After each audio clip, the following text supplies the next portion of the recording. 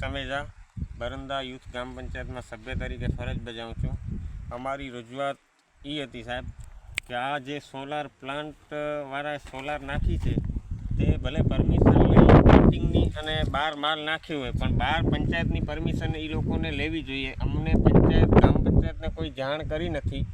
અને આ તમે બતાડી શકો છો કેમેરામાં કે આવા મોટા મોટા પથ્થરો જ્યાં ગાયો ચરે છે, ભેંસો ચરે છે, માલધારીનું ગામ છે આ, તે માલને ચરવામાં તકલીફ થાય છે. પછી આગળ તમે કેમેરામાં લીધું હશે કે ક્રિકેટ ગ્રાઉન્ડ છે બાળકોને રમવાનું, તો એ ક્રિકેટ ગ્રાઉન્ડને અડધા ગ્રાઉન્ડને દાટી દીધું છે છોકરા. પછી છોકરાએ એવું નિર્ણય લીધું કે હવે કંપની છે આનાથી અમે પહોંચી નહીં શકશું. પછી ગ્રાઉન્ડ થોડુંક હટાડી બાવરીએ જેસીબીથી કાઢી અને અલગ ગ્રાઉન્ડ બનાવ્યું. પછી ત્રીજું કે દલિત સમાજનું અહીંયા સ્મશાન છે, સ્મશાનને ચારો તરફ કોઈ સમાજને ભેગો કર્યા વિના, પંચાયતને પૂછ્યા વિના સ્મશાનની ચોક ફેર આવા મોટા મોટા પથ્થરો જે જેસીબી ક્રેનથી ઉપડે નહીં એવા હિતાજી લગાડી અને આ લોકોએ નાખી દીધા છે.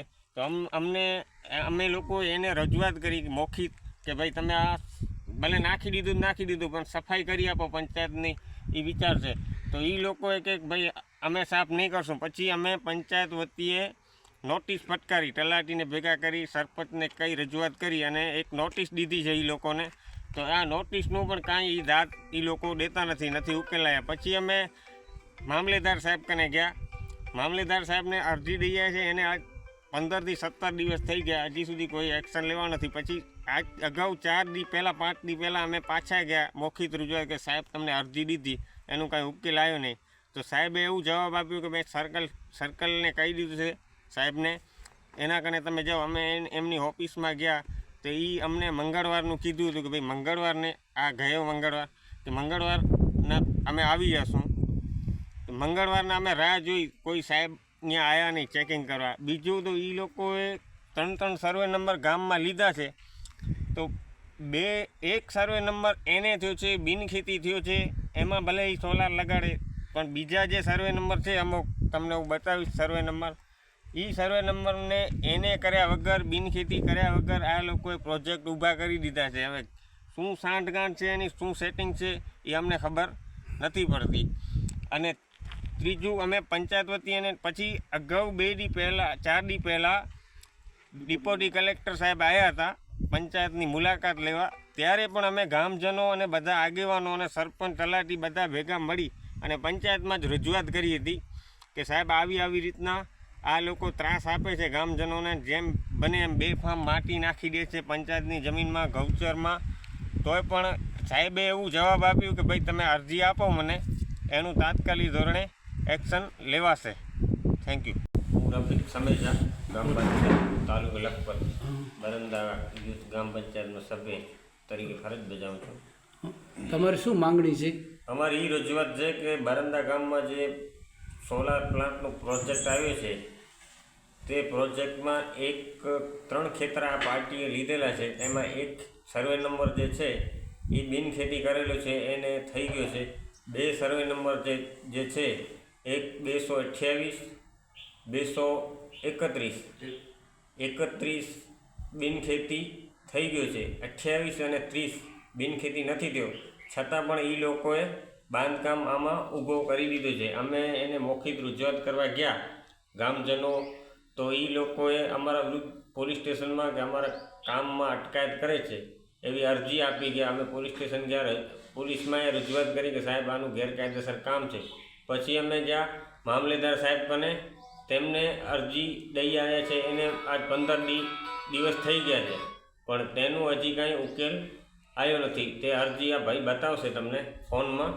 માંગણી એ છે કે ભાઈ તાત્કાલિક ધોરણે આના પગલાં લેવામાં આવે. ત્રીજું કે અમે જે એ લોકોએ ગેરકાયદેસર બાંધકામ ઊભું કરે છે તેની માહિતી પંચાયતમાં પણ આજ તલાટી સાહેબ સમક્ષ તમારા રૂબરૂ માંગી. તો એનું આ પુરાવો છે કે આ લેટર પેડ છે પંચાયતનું, એક એમાં પૂરી માહિતી માંગી. તો એમાં કોઈ કાગળ પૂરા નથી. એ લોકોના બિનખેતી નથી તે છતાં પણ એ બાંધકામ એ લોકોએ ઊભું કરી દીધું છે. ત્રીજું, ક્રિકેટ ગ્રાઉન્ડ છે અમારું, તેમાં પણ એ લોકોએ ખરાબો નાખી દીધો છે. જે ખેતરમાં માલ કટિંગ કરી માટી અને બોક્સાઇટ, લેટરાઇટ જેવા પદાર્થો, સ્ટોન ત્યાં નાખી દીધા છે મોટા મોટા પથ્થર, અને તેની બાજુમાં જ્યાં પથ્થર નાખ્યા છે ત્યાં દલિત સમાજનું સ્મશાન છે, તેના રસ્તા આ લોકોએ બ્લોક કરી નાખ્યા છે. 2-3 ખેડૂતોના રસ્તા બ્લોક કરી નાખ્યા છે આ ખરાબા નાખીને. અને પછી જે તે પહેલાં એનું પ્રોજેક્ટ હતું ત્યાં પણ આપણે 66 કેવી જે છે ત્યાં લાઈન લઈ ગયા છે એ થાંભલાની, તેની પણ એનઓસી પંચાયત વતીએ કોઈ એ લોકોએ માંગી નથી ને એમને એમ પોતાની મનમાની દાદાગીરીથી આ લાઈન નાખી ગયા છે ને પૂરી કરી દીધી છે. તરુણભાઈ જોશી. જોશી સાહેબ, અત્યારે શું અહીંયા બરદા ગામે જે એનઓસી આપી નથી ગ્રામ પંચાયતે, તો જો કામકાજ ચાલુ છે એના વિશે શું કહો છો તમે? એ સોલર પ્રોજેક્ટ ચાલુ છે. આ લોકો એનઓસી માંગી હતી એટલે ગ્રામ પંચાયત એમને કોઈ આપી હતી એનઓસી. એ લોકો તમારી પાસે માંગી હતી એનઓસી, નથી માંગી. તો પછી કેવી રીતે કામ કરે છે એ લોકો? એ લોકો કહે સરકાર તરફથી એવી છૂટછાટ છે અમે પાછળથી કંઈક મંજૂરી લઈ લઈશું. પછી ખેતર જો છે એને થયા છે નથી થયા? 231 એ બિનખેતી થયેલ છે એના કાગળ છે અમારી પાસે, બાકી બી નથી. એ તમારી પાસે કોઈ ઠરાવ માંગ્યો છે લિખિત? ના. તો પછી આગળ શું તમે કંઈ એના ઉપર કાર્યવાહી કરી છે કોઈ ગ્રામ પંચાયત દ્વારા કે સભ્યો દ્વારા? પંચાયત ઠરાવ કરેલ છે પંચાયતમાં, ને એ ઠરાવ અમે ટૂંક સમયમાં તાલુકા કચેરી સાહેબને મૂકશું. એ તાલુકા પંચાયત દ્વારા તમને અરજી કયો પ્રશ્ન આવ્યો છે તમારી પાસે જે તમે એ લોકોની પાસે માંગ કરી છે? જિલ્લા વિકાસ અધિકારી કે નાયબ કલેક્ટર પાસે કોઈ અરજી તમે આપી છે? રૂબરૂ વાત કરેલ છે એમને, ને લેખિત આ ગ્રામજનો લેખિત મૂકેલું છે બધું. પંચાયત તરફથી નથી, ગ્રામજનો તરફથી લેખિત આપેલું છે. બરોબર, સભ્ય તરફથી કોઈ સભ્ય તરફથી આપેલું છે. એનું કંઈ તમારી પાસે પુરાવા કે એવો કંઈ છે? હા, એ અરજી આપે છે. છે.